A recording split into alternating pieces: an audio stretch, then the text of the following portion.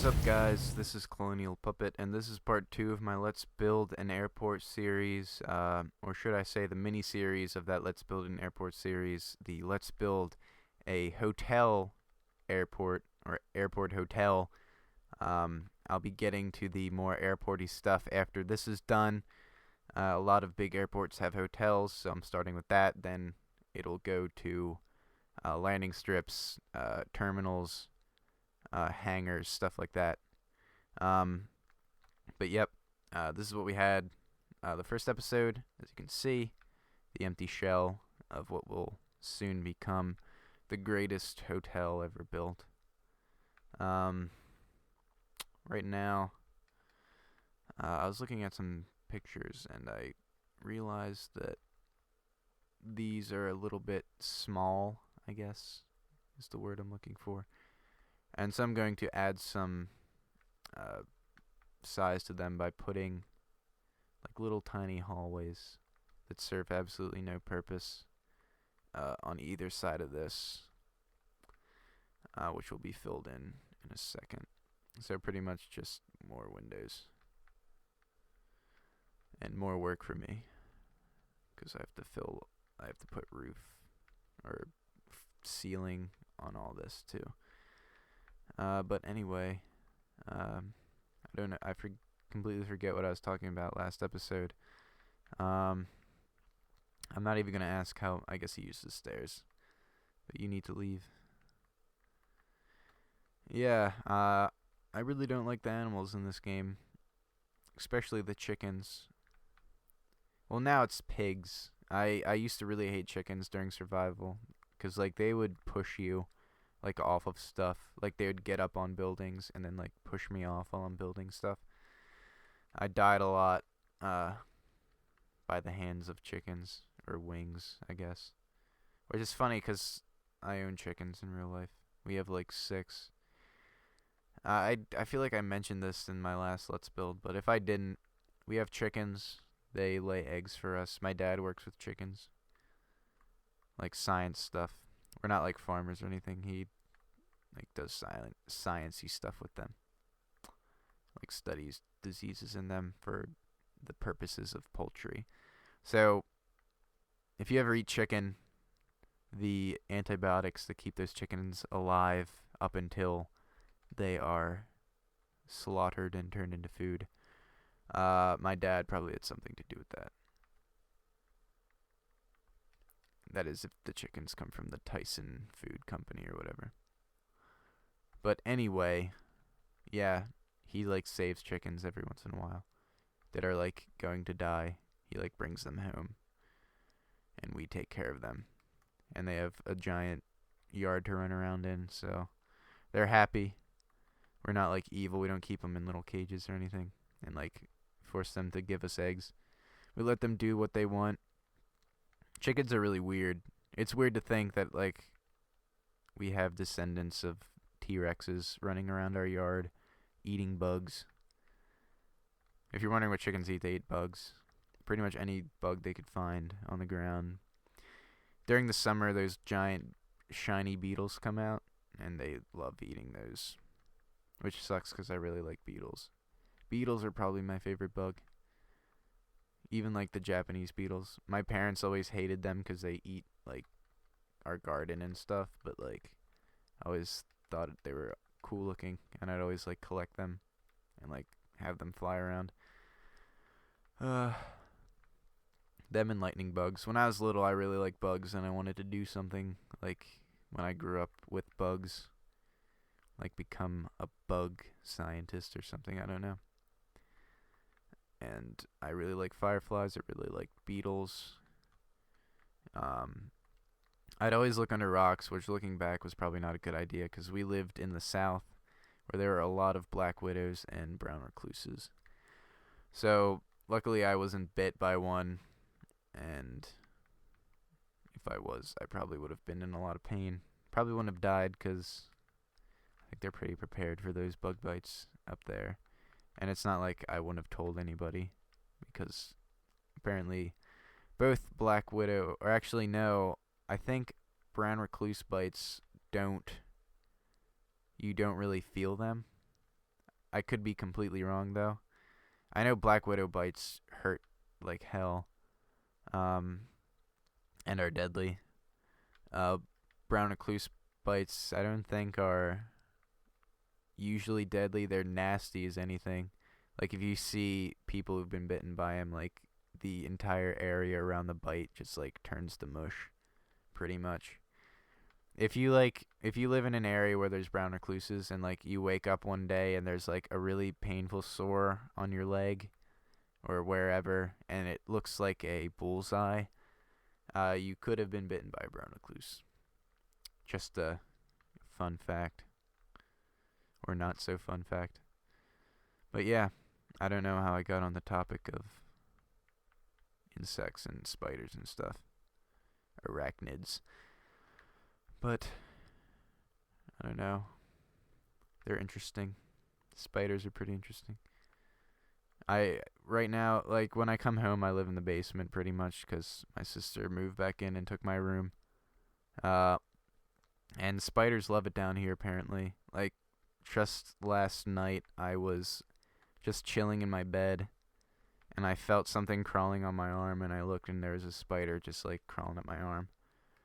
And when that happens, like there's two options. You either like freak out and risk being bitten because you're scaring the spider, or you calmly like get up, find a light, because it was completely dark. Like the only reason I saw it was like there's like a little tiny light coming from my computer, and I could see its like legs, and I was like, oh shit. I didn't know what to do. I was terrified, but I calmly got up, turned on the light, let it crawl on my coffee table, put it under a cup, and then like in the morning I threw it outside. One, two, there. 1, 2, 3, 4, 5. I'm yawning. 1, 2, 3, 4, 5, 6. There. So these are spaced 5 blocks apart because I'm gonna put more stairs in here. Because why not?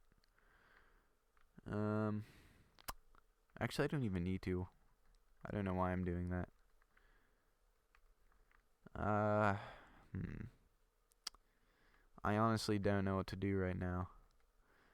I would dig out this entire place, but I feel like that would be really boring. But I guess I'm gonna have to. This is gonna be a really shitty episode. I apologize for that. This is gonna be... Wow. See, normally, like, I think this through, but since I didn't really finish anything up last episode, like, I was still putting in windows and whatnot, normally I would finish that up in one episode, then do all this digging, and then start the second episode. But, I don't know. It's, like I said 10,000 times, I'm tired and not thinking straight. And as a result, you're gonna have to watch me dig holes.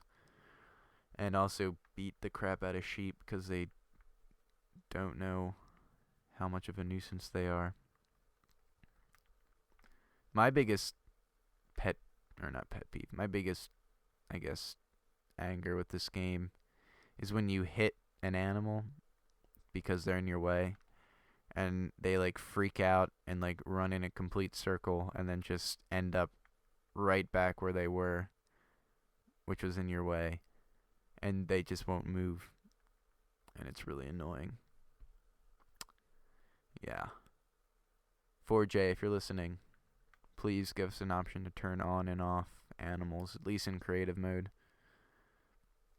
I wouldn't see why you would want to turn them off in survival, but whatever. I guess if you want to go through survival being a vegetarian or whatnot. But even then you have to get wool somehow to build a bed. I guess if you found whatever they're called. What the heck are they called? There's like spawner dungeons or whatever. I don't know. See, I like really know nothing about this game. Like I literally had to look up like yesterday how to build a beacon because in my skyscraper time lapse there's a beacon in the fountain of the building, And I honestly had no idea how to build them. I knew it was a block, but every time I put it, it wouldn't make like the like never-ending like beacon light that like comes from the top. I didn't know you had to put like emeralds under it or whatever.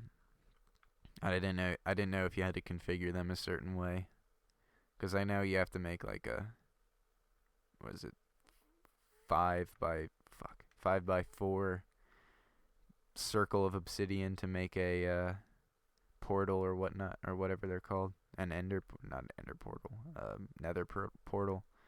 See, this is what I don't like. It's like, what are you even doing? You're just kind of like jumping around. Yeah. Hold up 1 second. I'm going to end his life. Harming. Instant damage. I don't need quartz stairs anymore. Hasta la vista, baby. Wow, that was relatively quick. I was expecting that was like a one-hit kill. MLG to the max. I'm tired. I can't watch these after I put them out. They're just, I fear they're going to be like extremely cringy.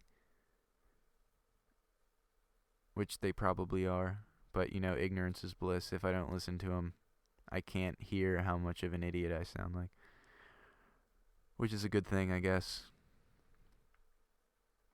But I guess at some point I'll have to bite the bullet. Obviously, these are like 20 minutes each. I'm never going to like watch all these. And whoever enjoys these, thank you for enjoying them. I it's obviously different. Like, if like hearing yourself just ramble for 20 minutes on end is unbearable, but like I guess it's interesting, like other people find it entertaining. It's weird, like content creating is so much different than just like going on YouTube and watching other people's content. 'Cause like you get so like worried that people are going to like judge it, and like I don't know. You set unrealistic standards for yourself when you do these things. Like, oh god, I sound like an idiot when compared to like other YouTube commentators, like PewDiePie. How's it going, bros? My name is PewDiePie. I used to really like PewDiePie.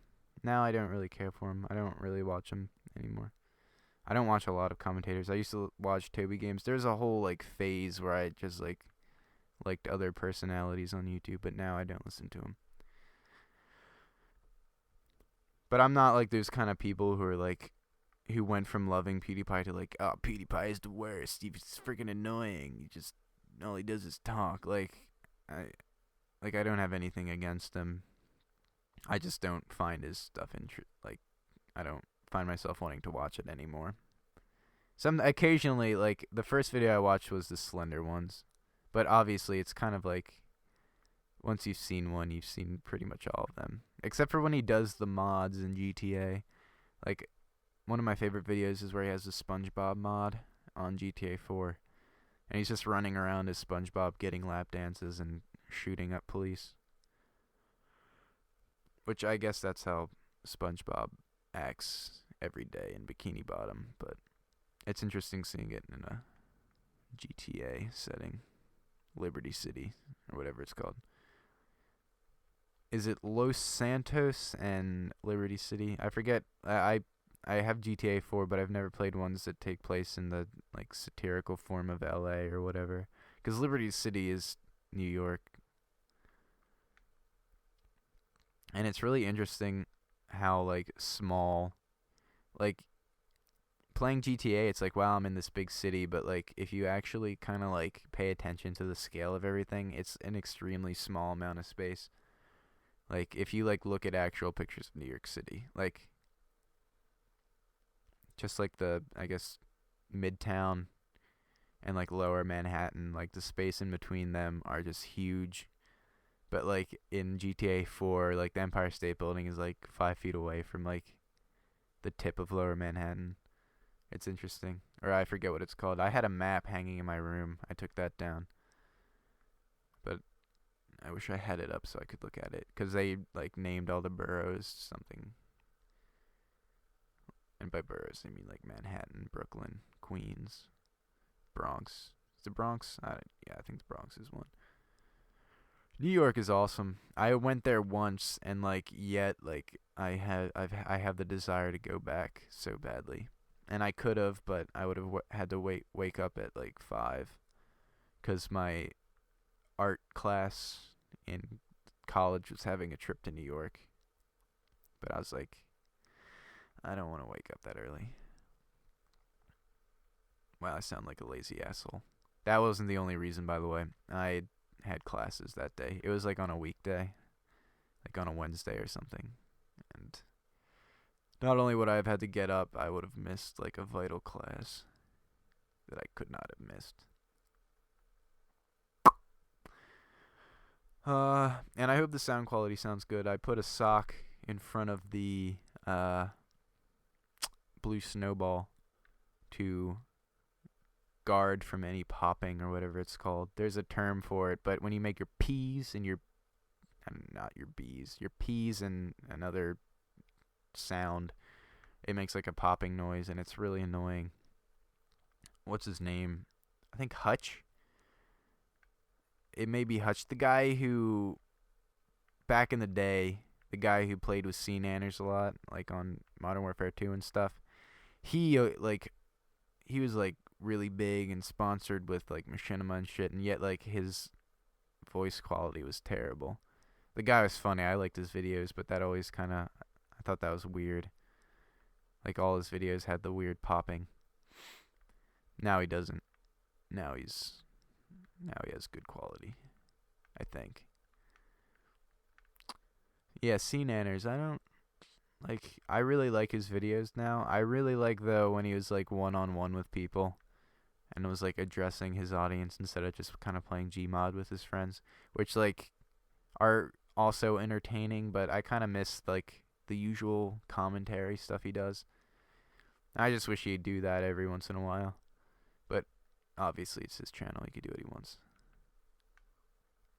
Yeah, never like expect like stuff from creators, because that's not what it's about. Gotta let them do what they want and what they enjoy doing. You could always suggest stuff, but like, don't like be a dick about it.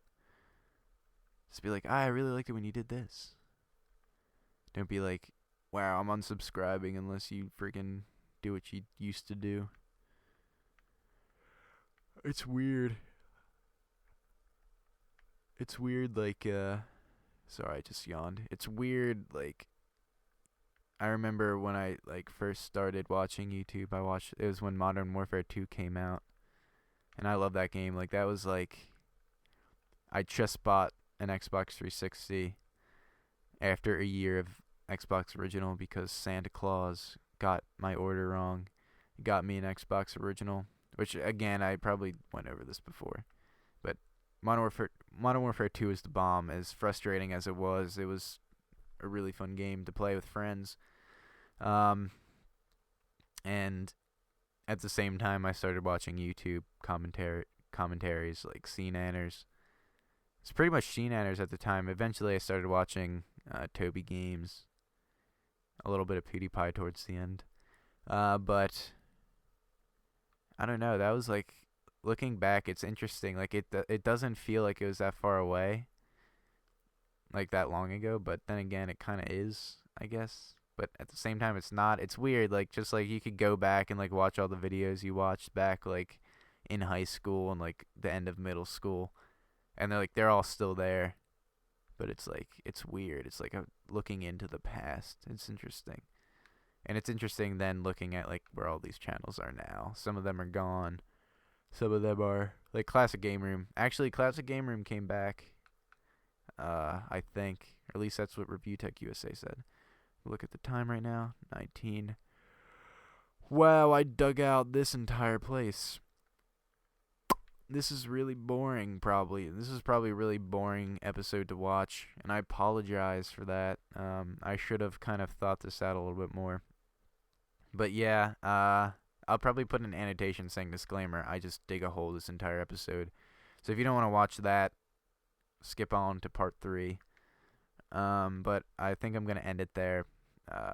Last one went on a little bit long. But yeah, I'm going to try and keep them around 20 minutes. This has been Colonial Puppet. Sorry for my incoherent ramblings. If they are, I'll probably never know because I'm never going to listen to this. And if I do, then I don't know why I would.